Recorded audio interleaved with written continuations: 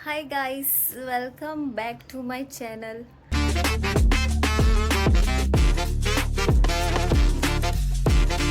After खूप खूप खूप खूप खूप खूप खूप दिवसानंतर गाईस मला वाटते 10-15 दिवसानंतर तरी आता माझा हा व्लॉग येतोय. तर लास्ट व्हिडिओ आपला जो होता तो चिकनवाला होता आणि मी आता कंटिन्यू रेसिपीजवालेच व्हिडिओ टाकते. तर आज पण आपला रेसिपीवालाच व्हिडिओ आहे. तर आज ना माझा आवाज थोडासा जाडा येईल कारण की मला सर्दी आणि खोकला झाला आहे, त्यामुळे समजून घ्या. तर चला आपण सुरुवात करूया. आणि मी इथे क्यूट मिनी सेटअप बनवला आहे किचनचा, कारण की मम्मीला डिस्टर्ब नको करायला. सारखं सारखं आपण एकतर व्हिडिओ सोबत बनवायचं आहे, मग त्याला थोडा टाईम लागतो. एवढंसं गोष्ट बनवायला पण आपल्याला खूप टाईम लागेल. त्यामुळे मी स्वतः छोटंसं मिनी जागा घेऊन बनवलं आहे. Let's start the video. एवढं असं हे बांधते म्हणून असं वाटतं की मी पंचपक्वान बनवते, पण ठीक आहे, थोडासा चलते. मालूम है तेरे बाप को मत सिखा चल. गाईस, मी सगळ्यात पहिला कारली घेतलीत आणि कारली मी एकदम धुवून घेतलीत. तर आता मी इथे 2च कारली यूज करते, 2 पुरतील म्हणून. आणि कारल्यांना आपण एकदम बारीक स्लाइस मध्ये आपण कट करणार आहोत, एकदम बारीक, म्हणजे एकदम पातळ लेअर कापणार आहोत आपण.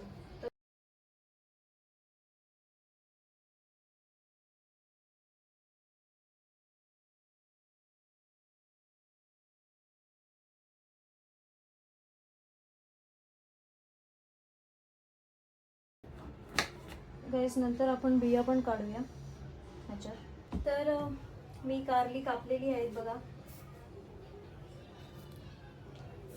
तर गाईज नेक्स्ट मी हा मसाला घेतला आहे जो घरचा आहे, आणि हे आहे मीठ. मीठ थोडा पिंकिश वाटेल कारण की हा सेंदो नमक आहे. आणि आपण थोडंसं हे तांदळाचं पीठ घेणार आहोत. तांदळाच्या पीठच्या जागी तुम्ही कॉर्नफ्लॉवर पण यूज करू शकता. हे मीठ आणि मसाला मी 2 कारलीच्या अंदाजाने हे घेतलेत. म्हणजे तुम्ही जर कारली जास्त असेल तर तुम्ही जास्त पण घेऊ शकता. मीठ, मसाला आणि हे तांदळाचं पीठ मिक्स केलंय. आता आपण पॅन ठेवूया आणि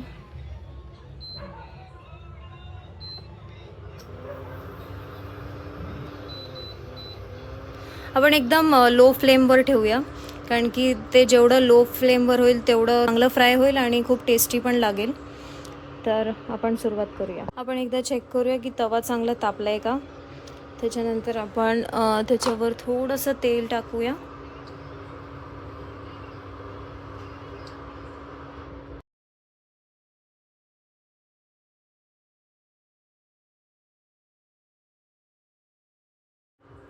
ऑइल सगळ्या बाजूला मी लावलंय.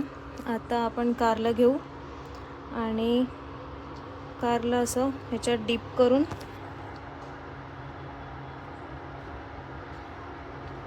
व्यवस्थित सगळं पीठ लागलं पाहिजे याला. तर आपण एक ठेवूया याच्यावर.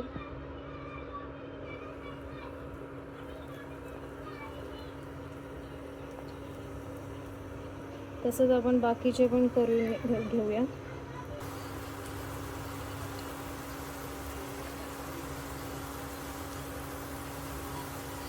नाही, सीड काढायचं कंपल्सरी नाही, पण मला हे जे बिया आवडत नाही त्यामुळे मी काढून टाकते. तुम्ही सीड्स नाही काढले तरी चालेल. आता उलट करूया आपण.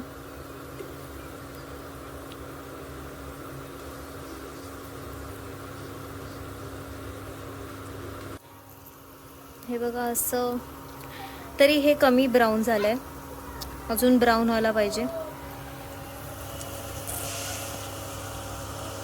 म्हणजे कारलं अशी भाजी आहे जी कोणालाच आवडत नाही. म्हणजे खूप आवडते असं नाही बोलत आहे नाही आवडत, पण खूप कमी लोकांना आवडते.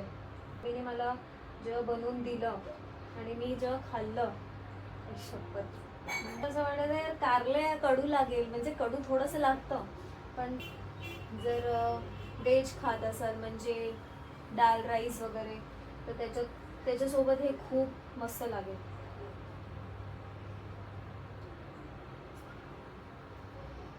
मला तरी खूप आवडतं, आता माझं फेवरेट झालं आहे. म्हणजे व्हेज काही बनवलं ना घरी तर हे पहिला पाहिजे असतं. मम्मीने जर नाहीच बनवलं तर मीच बनवते, अजून काय. आणि खूप इझी आहे, तुम्हाला याच्यात जास्त काय ऍड करायची पण गरज नाही. तर सेम प्रोसेस करते मी आता.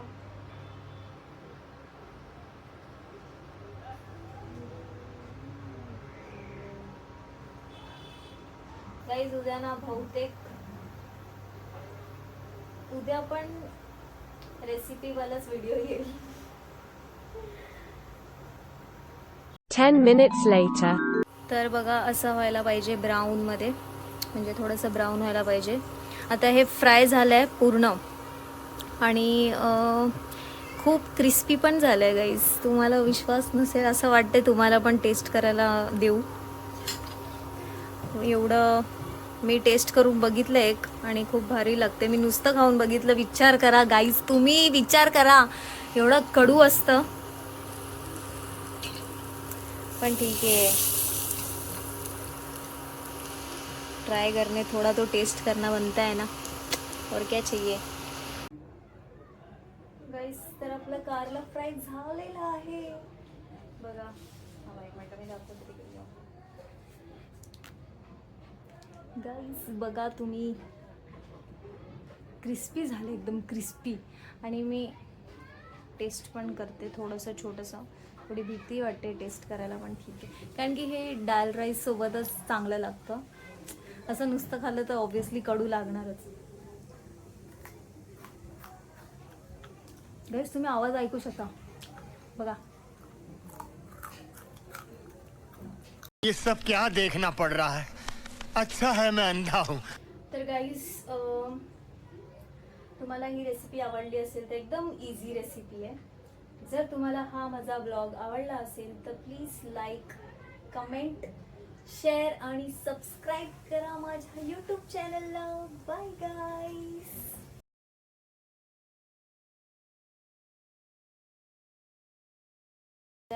चॅनलला लाईक, कमेंट करा की कसं कसं वाटलं तुम्हाला. नाही कट. गाईस किती क्रिस्पी झालंय बघा.